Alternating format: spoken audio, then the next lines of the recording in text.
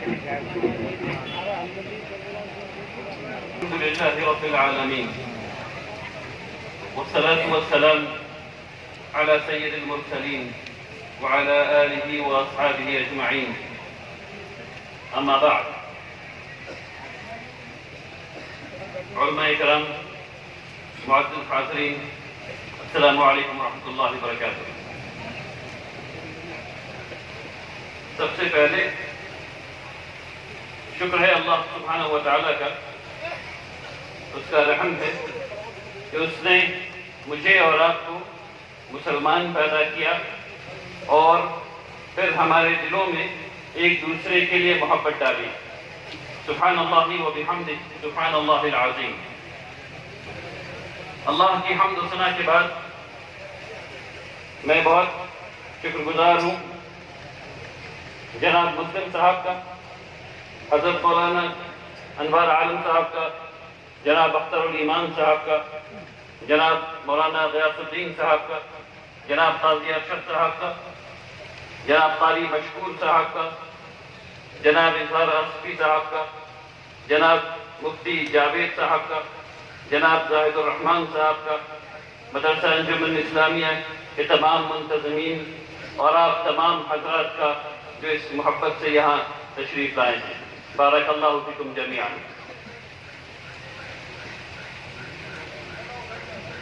دراصل وقت 10 منٹ زیادہ ہو چکا ہے، 10 سے 10 منٹ زیادہ ہو چکے ہیں، اور آپ لوگوں کی یہاں گرمی بھی زیادہ ہے اور پریشانی بھی ہو رہی ہے لوگوں کو سننے میں، اس لیے انشاءاللہ میں اپنی بات کو مختصر کرنے کی کوشش کروں گا۔ سب سے پہلے تو میں بہت معافی چاہتا ہوں آج جو پروگرام ملتوی ہوئے ہیں ان کے لیے۔ دراصل پچھلے کئی ہفتے سے لگاتار روڈ پر ہوں اور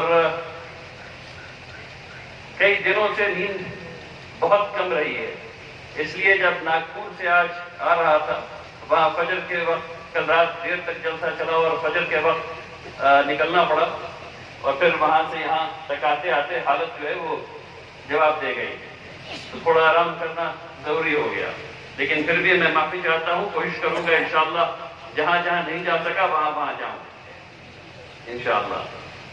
دوسری بات یہ ہے کہ آپ لوگ ماشاءاللہ اتنی محبت سے بلاتے ہیں، اور ابھی تک کئی وقت آپ کے آ چکے ہیں جامعہ رحمانی وقت کے لیے، اور میں بہت معذرت خواہ ہوں کہ جتنے دنوں کا وقت مجھے یہاں دینا چاہیے وہ عمارت شرعیہ کی ذمہ داریوں کی وجہ سے میں نہیں دے پایا ہوں ابھی تک، لیکن اب یہ کوشش کر رہا ہوں کہ 2 دن 3 دن کر کے وقت دیا جائے، اس طرح جس طرح والد صاحب رحمۃ اللہ علیہ دیا کرتے تھے باذن اللہ تعالی۔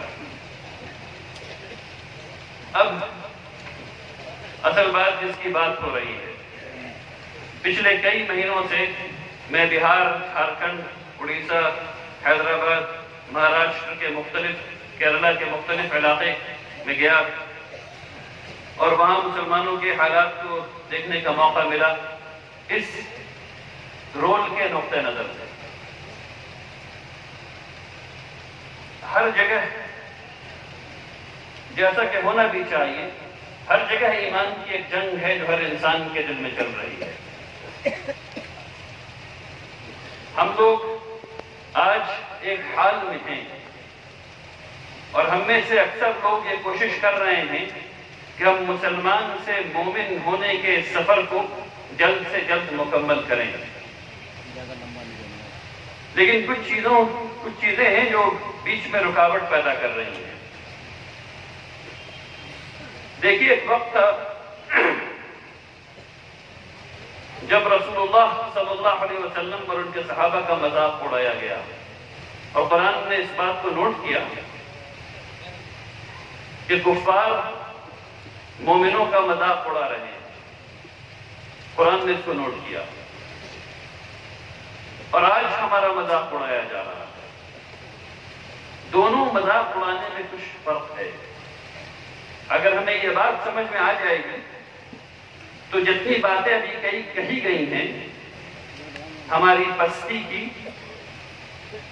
اس کو دور کرنے میں مدد ملے گی انشاءاللہ۔ رسول اللہ صلی اللہ علیہ وسلم کیا کہہ رہے تھے؟ وہ کہہ رہے تھے اللہ ایک ہے، قرآن اللہ کا کلام ہے۔ اس دنیا میں آنے سے پہلے ہم سے اللہ تبارک تعالیٰ نے پوچھا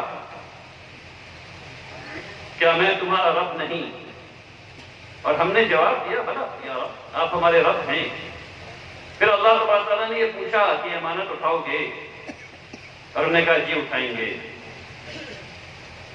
اس کے بعد ہم اس دنیا میں بھیجے گئے، اس دنیا کو بہتر بنانے کے لیے، فائدہ مند ہونے کے لیے، اور اس فائدہ مندی کو رسول اللہ صلی اللہ علیہ وسلم نے مختلف نظام کے ذریعے ثابت کر کے دکھا دیا، بنا کر کے دکھا دیا، عدل اور انصاف قائم کر کے دکھا دیا، عصبیت ختم کر کے دکھا دیا، یہاں تک کہ قتل کا جو بدلہ تھا وہ بھی ختم کر کے دکھا دیا، سفید کو کالے پر اور کالے کو سفید پر جو فوقیت تھی اس کو ختم کر کے دکھا دیا، اور صحابہ اکرام نے کر دیا، جھوٹ ختم کر دیا۔ جب ماؤں سے شادی ہو رہی تھی تب ماں کے وقار کو بحال کیا، تقدس دیا، عورتوں کو ان کا مقام دیا ایسا کہ ہماری اماں سیدہ عائشہ 7 فقہا میں ایک فقیہ ہوئی، مجتہد ہوئی۔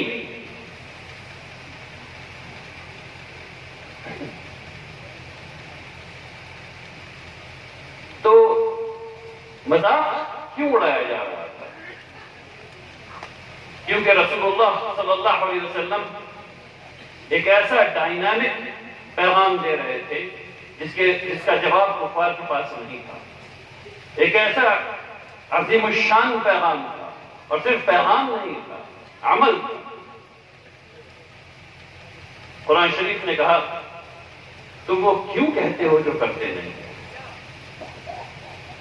تم وہ کیوں کہتے ہو جو کرتے نہیں؟ تو رسول اللہ صلی اللہ علیہ وسلم نے اور ان کے ساتھیوں نے مل کر کے جو کہا وہ کیا، جو کہا وہ کیا، عمل عمل۔ انما الاعمال بالنیات، تمام عمل کا دار و مدار نیت پر۔ ہماری نیتیں بہت اچھی ہیں، آج ہم یہ سوچ رہے ہیں کہ ہم اسلام کا کام کر رہے ہیں، لیکن کیا واقعی کر رہے ہیں؟ کیا وہ چیز جو رسول اللہ صلی اللہ علیہ وسلم نے ہمیں دی اسے ہم تھامے ہوئے ہیں؟ ان اسفار میں ایک بات، انسان پڑھتا ہے چیزوں کو، اس کو بات سمجھ میں نہیں آتی ہے، پھر اس کو ایک پھر زندگی میں کچھ تبدیلی آتی ہے، نقطہ نظر تبدیل ہوتا ہے۔ ان اسفار میں ایک بات جو سمجھ میں آئی وہ یہ کہ شیخ الہند رحمۃ اللہ علیہ کی کیسی بصیرت تھی، سبحان اللہ، کیسا تجزیہ کرنے کا ان کے پاس فن موجود تھا۔ مالٹا میں جب وہ گرفتار رہے اور اس کے بعد ہندوستان آئے تو انہوں نے لکھا کہ مسلمانوں کی ہار کے 2 اسباب ہیں، 2 سبب ہیں۔ پہلا، مسلمانوں نے قرآن کو ترک کر دیا، چھوڑ دیا، واقعی چھوڑ دیا۔ اور دوسرا، فقہی وجہوں کی وجہ سے ایک دوسرے سے نفرت میں پڑ گئے۔ ان کے بعد مفتی محمد شفیع عثمانی صاحب رحمۃ اللہ علیہ، انہوں نے ان دونوں چیزوں کا جائزہ لیا اور کہا کہ اصل میں وجہ تو صرف ایک ہی ہے، دوسری وجہ پہلی وجہ کی وجہ سے، اور وہ یہ ہے کہ مسلمانوں نے قرآن کو چھوڑ دیا۔ اصل بات تو یہ ہے کہ تعلیم قرآن کی ہونی ہے، اصل بات یہ ہے۔ رسول اللہ صلی اللہ علیہ وسلم نے ہم لوگوں کو دعا سکھائی، اللہم انی اسألک علما نافعا، نفع بخش۔ قرآن سے نفع لینا ہم لوگوں نے چھوڑ دیا۔ کیسے؟ عربی چھوڑ دی،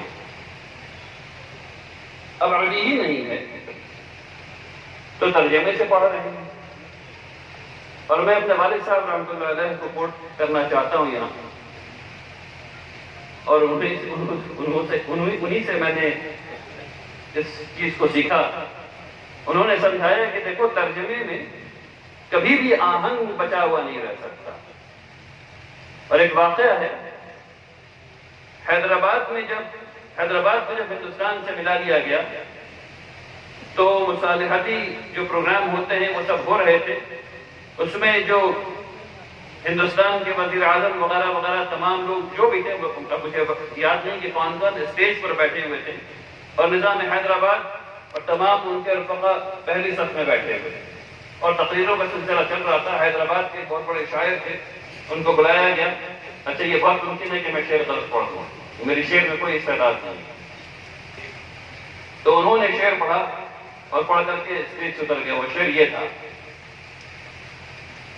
کیسے کیسے ایسے ویسے ہو، کیسے کیسے ایسے ویسے ہو، اور ایسے ویسے کیسے کیسے ہو. اب اس کا انگریزی میں ترجمہ کر کے بتائیے.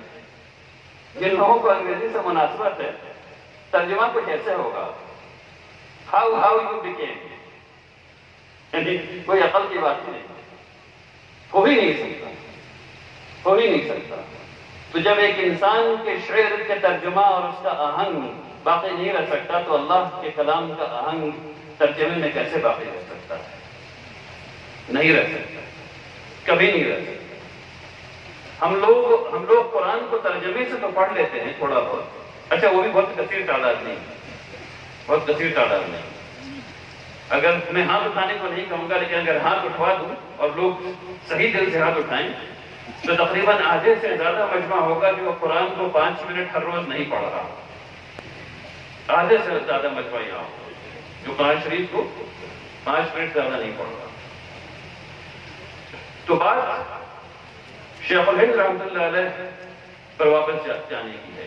ان کا تجزیہ 100% صحیح ہے الحمدللہ رب العالمین. اگر ہم لوگ واپس قرآن شریف کی طرف چلے جائیں، اگر ہم لوگ واپس عربی کی طرف چلے جائیں اور ہم لوگ قرآن شریف کو اس طرح سمجھیں جس طرح صحابہ کرام نے سمجھا تو یقیناً زندگی بدل جائے گی. یقیناً پھر ہمیں پتہ چلے گا کہ اسلام کو ہماری ہر بات میں کچھ کہنا ہے. ہر ایک کام جو ہم کرتے ہیں یا تو وہ ہمیں اللہ کی رضا کی طرف لے جا رہا ہے یا دوسری طرف لے جا رہا ہے. ہر ایک کام جو ہم لوگ کر رہے ہیں. تو ہم لوگ اس دنیا میں ایسا کام کیوں کریں، ایسے فیصلے کیوں لیں جو ہماری 60 سال کی زندگی، 100 سال کی زندگی کے بدلے آخرت کی پوری زندگی خراب کر دیں، پوری زندگی خراب کر دیں. یہ ہماری سب سے پہلی ضرورت ہے. یہ فہم، ایمان کا یہ فہم کہ اٹھنا ہے، جواب دینا ہے. ایسا نہیں ہوگا کہ اس دنیا میں جو ہم کر رہے ہیں اس کے بارے میں نہیں پوچھا جائے گا. ایسا نہیں ہوگا کہ قرآن یا تو ہمارے لیے کھڑا ہوگا یا ہمارے خلاف کھڑا ہوگا. یہ ہوگا. قرآن یا تو ہمارے لیے گواہی دے گا یا ہمارے خلاف گواہی دے گا. یہ ہوگا. اس بات کو یہاں بتانا ہوگا. ٹھیک اسی طریقے سے تمام جو کام ہم لوگ کر رہے ہیں، ہر عمل، ہم سب لوگوں نے قرآن پڑھ رکھی ہے ماشاءاللہ. چہرے سے اور ٹوپی سے اور داڑھی سے یہ پتہ چلتا ہے کہ تمام لوگ ماشاءاللہ مدرسے کے طلبہ ہیں، تمام نے قرآن پڑھ رکھی ہے. ہمارے ہاتھ اور پیر بولیں گے اور یہ ہو کر رہے گا. کیوں؟ کیونکہ اللہ نے کہا ہے کیسا ہوگا. تو ایسی بات کیوں کرنا ہے دنیا میں؟ ایسا کام کیوں نہ کیا جائے جو رسول اللہ صلی اللہ علیہ وسلم کے کرنے کے طریقے پر ہو؟ آج تو فرق اس وقت کا اور اس وقت کا کیا ہے؟ اس وقت یہ ہے کہ ہم وہ سارے کام جو رسول اللہ صلی اللہ علیہ وسلم نے کہے تھے کرنے کو، اس کو ہم لوگوں نے چھوڑ رکھا ہے. ہم لوگ نماز پڑھ رہے ہیں، دل کہیں اور ہے. نماز کے درمیان جو عبودیت کا جو تصور ہے اللہ کے لیے وہ غائب ہے. یعنی جب میں آ رہا تھا یہاں تو مجھے بتایا گیا کہ اس آبادی میں، مسلمانوں کی اس آبادی میں، نعوذ باللہ ثم نعوذ باللہ، لوگ سود لے رہے ہیں، 5,000 روپے دے رہے ہیں اور اس پہ سود لے رہے ہیں، 200 روپے دے رہے ہیں اور سود لے رہے ہیں۔ کیوں؟ دو ہی وجہ ہو سکتی ہے، یا تو پتہ نہیں ہے کہ سود حرام ہے، یا تو پتہ نہیں کہ سود حرام ہے اور سود کا بدلہ کیا ملنے والا ہے۔ بات کو سمجھیے، وہ لوگ جو سود لے رہے ہیں بات کو سمجھیے، چند گناہ ایسے ہیں جس کی سزا آخرت میں ہے، دنیا میں نہیں ہے، سود اس میں سے شامل ہے، جس طرح ربا جس طرح سے ریا، اور وہ جو سزا ملنے والی ہے وہ اتنی سخت ہے، اتنی سخت ہے کہ اس کو برداشت کرنا ناممکن ہے۔ تو توبہ کرنا چاہیے ہمیں ہر گناہ سے، اللہ رحمان الرحیم ہے، معاف کرنے والا ہے، اور اس بات کو جان لیجئے کہ جتنا رزق ہے اتنا ملے گا۔ ایسا نہیں ہوگا کبھی بھی کہ سود چھوڑنے سے آپ کو نقصان ہو جائے گا، یقین جانیے ایسا نہیں ہوگا۔ آپ سود کو چھوڑ دیجئے اور اس پیسے کو حلال میں لگا دیجئے، انشاءاللہ اس سے زیادہ فائدہ ہوگا، اس دنیا میں بھی اور اس دنیا میں بھی، باذن اللہ تعالی۔ مجھے یہ بھی بتایا گیا یہاں آتے وقت کہ ہم لوگ جم کر کے جہیز لے رہے ہیں، جم کر کے جہیز لے رہے ہیں۔ کیوں بھائی؟ نہ لیجیے نہ دیجیے۔ میں جب بھی اس قسم کے جلسے میں جاتا ہوں میں لوگوں سے عہد لیتا ہوں، میں آپ سے ایک عہد دینا چاہتا ہوں، چند ہے، ایک نہیں کئی، کیا آپ لوگ تیار ہیں اس عہد کے لیے؟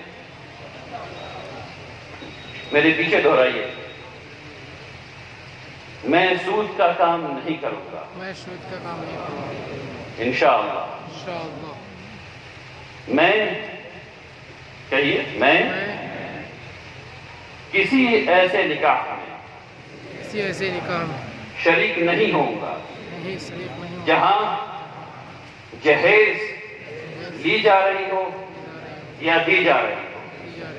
میں کسی ایسے نکاح میں کسی ایسے نکاح شریک نہیں ہوں گا جہاں جہیز جہیز لی جا رہی ہو دی جا رہی ہو یا دی جا رہی ہو۔ یا دی جا رہی ہو۔ یہ پورا علاقہ خاموش تھا اور وہ علاقہ بھی خاموش تھا اور ادھر بھی کچھ لوگ خاموش تھے۔ اچھی بات ہے، اگر آپ یہ عہد نہیں کر سکتے ہیں تو اچھی بات ہے، کم سے کم آپ 2 گناہ سے بچ رہے ہیں۔ آخرت میں جو گناہ ملے گا وہ تو ملے گا، اگر آپ نے عہد نہیں کیا تو آپ 2 گناہ سے بچ گئے ہیں، اچھی بات ہے۔ لیکن اگر آپ جہیز دے رہے ہیں تو آپ کو سمجھنا چاہیے کہ آپ کے ساتھ آخرت میں کیا معاملہ ہونے والا ہے، یہ سمجھنا چاہیے۔ اچھا دیکھیے، وقت بہت ہو گیا ہے، ابھی اسکول کے بارے میں بات کی گئی اور تعلیم کے سلسلے میں بات کی گئی۔ تعلیم پر تو ایک مستقل جلسہ ہونا چاہیے، بات ہونی چاہیے، تاکہ وقت لگا کر کے انسان اس کو سمجھا سکے، سمجھ سکے۔ انشاءاللہ جو خواب والد صاحب رحمۃ اللہ علیہ نے دیکھا تھا ایجوکیشن ہب بنانے کا، یونیورسٹی بنانے کا، وہ زندہ ہے الحمدللہ رب العالمین، اور اللہ نے چاہا تو وہ ضرور پورا ہوگا۔ اس میں ہم سب لوگوں کو مل کر کے کام کرنا ہوگا انشاءاللہ۔ اللہ تبارک تعالیٰ نے چاہا تو جو رکاوٹیں ہیں وہ دور ہوں گی باذن اللہ تعالیٰ، اور انشاءاللہ وہاں بہترین اسکول بھی بنیں گے اور کالجز بھی بنیں گے اور یونیورسٹی بھی بنے گی باذن اللہ تعالیٰ۔ اب رہی بات رحمانی 30 کے جیسے پروگرام کی یہاں شروع کرنے کے سلسلے میں، تو الحمدللہ رب العالمین ہم لوگوں نے یہاں اصلاً اس چیز کو شروع کیا تھا کہ جونیئر رحمانی پروگرام یہاں شروع کیا جائے، تاکہ وہ بچے جو 8ویں اور 9ویں جماعت میں ہیں وہ کامیاب ہو سکیں اور رحمانی 30 میں جا سکیں۔ لیکن انشاءاللہ اگر آپ لوگوں کا حوصلہ رہا تو رحمانی پروگرام بھی شروع کیا جائے گا۔ رحمانی پروگرام کو شروع کرنے کے لیے جو ضرورتیں ہیں وہ کافی ہیں، لیکن اس میں سے ایک جو پہلی ضرورت ہے، اور انشاءاللہ یہ میری آخری بات ہوگی، ایک جو پہلی ضرورت ہے وہ یہ ہے کہ آپ کو اپنے بچوں میں یہ بات ان کو سمجھانی چاہیے کہ ایکسلنس پیدا کرو، تعلیم میں ایکسلنس پیدا کرنا ہے۔ ایکسلنس سے کیا مراد ہے؟ میں 2 باتیں سمجھاؤں گا، اس کے بعد بات ختم ہو جائے گی انشاءاللہ۔ ایکسلنس کا مطلب یہ ہے کہ ابھی CBSE اسکول میں 40% نمبر پہ پاس کر دیا جاتا ہے، 40% نمبر پہ پاس کر دیا جاتا ہے۔ 40% نمبر کا مطلب یہ ہوتا ہے کہ ایک بچہ جس کو وہ دوسری جماعت میں ہے اس کو 40 نمبر آیا۔ اچھا مدرسے کی بھی یہی بات ہے، مدرسے میں غالباً